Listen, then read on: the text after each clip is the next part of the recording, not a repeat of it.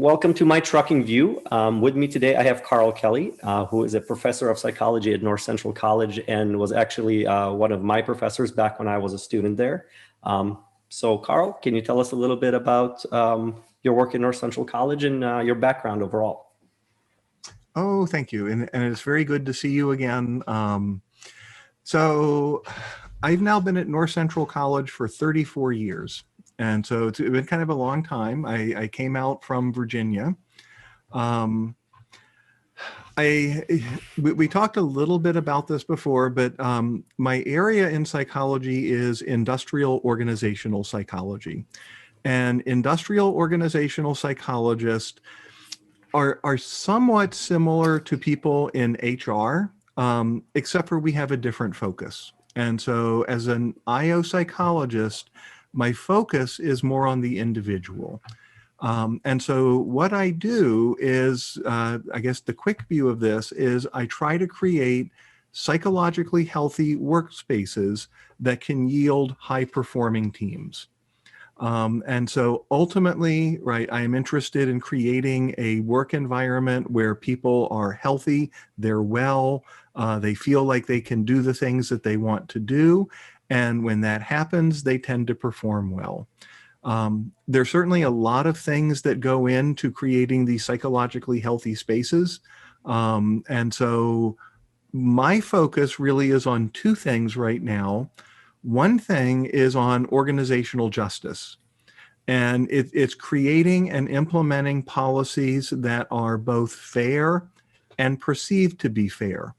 There's actually a distinction between those two things, right? You can have a very fair policy, but if people don't think it is, it doesn't really matter. And so we have to be clear in explaining why it's fair and how it's fair.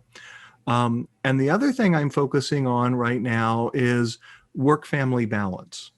And a part of being healthy is, doing your job and being in this, hopefully healthy place. But also having separation from your work. And so to maintain your overall well-being, sometimes you need to get away from work and do other things so that when you come back, you're refreshed, you feel like you can do a good job. As an executive at a trucking company, never having been a full-time truck driver myself, I constantly try to put myself in those shoes. Like I'll go on ride-alongs and stuff like this. But I mean, let's be honest, it's not the same thing. I mean, it's not even close. Yeah. It's not even close to be the same thing.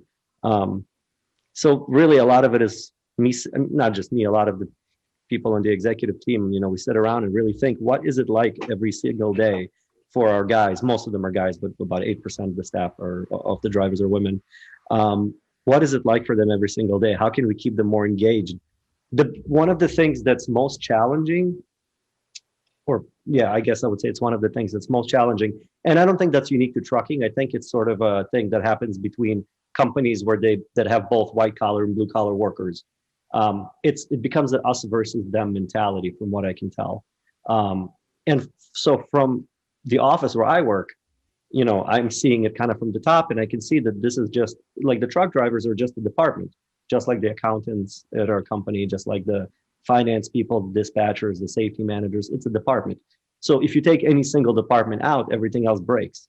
And I know that because that's what happens when, two people leave a department and suddenly every single department begins to suffer. So I understand that. So when we tell our drivers that we're on the same team, we don't just say it to be nice, we actually mean it, right? Although from the other side, a lot of the time there's the stigma in the truck drivers' minds that all these people are up there, in their ivory towers getting fat, just watching us work. And we're not on the same team. They cannot possibly sympathize or relate to us. They cannot possibly know what they're talking about because they've never had a CDL license, for example, even though some of us have. But that's a really hard thing to solve. Have you run into issues like this with organizations that you worked with? And what experience have you seen with that, even broadly speaking? I think that's true with every organization that I've worked with. And so it doesn't matter what the company is doing, where they are. I've seen it in, high-tech industries where I've been consulting. I've seen it in graphic arts companies. And I mean, that's part of education. right? And so we have an administration, we have a faculty, right? As a faculty member, sometimes they get frustrated because administrators make these rules and they implement these policies. And I'm like, what the heck? How could you, I mean, you're not a teacher, and yet you're implementing rules and policies that are affecting me. This is where we get to the issue of creating systems and programs that are fair and are perceived to be fair. Again, our administration tells us all the time things like, we're all in this together, right?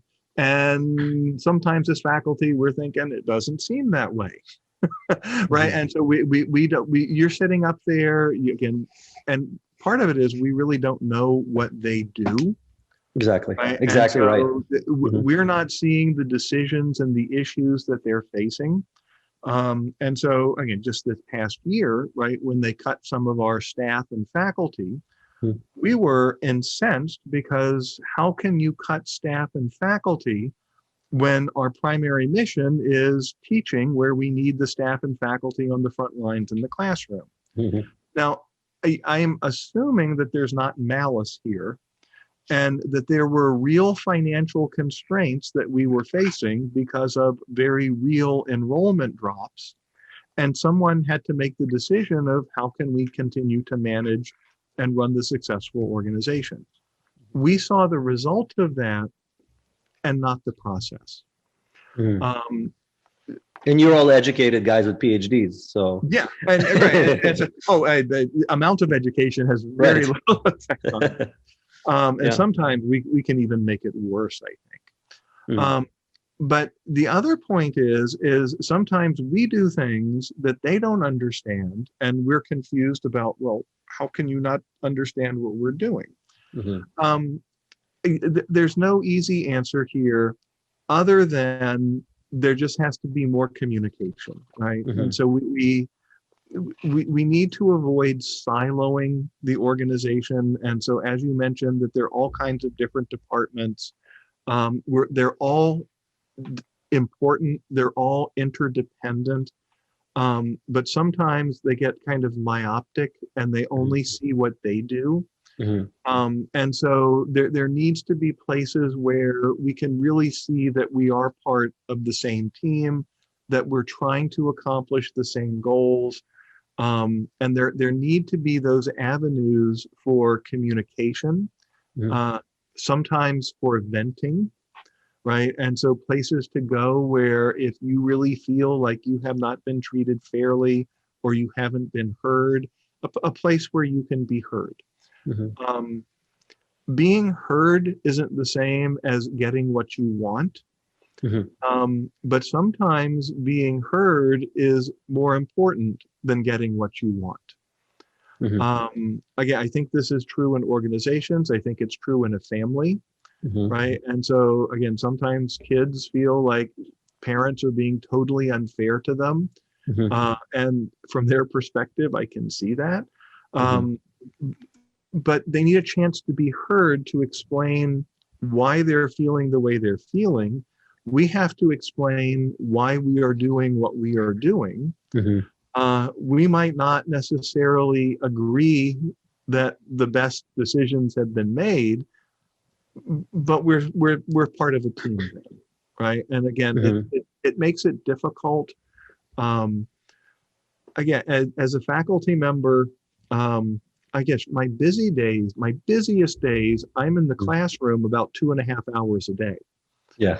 It's like, what am I doing with the rest of my time, right? And so from the outside, it looks like I've got a pretty cushy job, but most people don't see all of the dynamics that go on in preparing for that 2.5 hours you're in the classroom, the grading.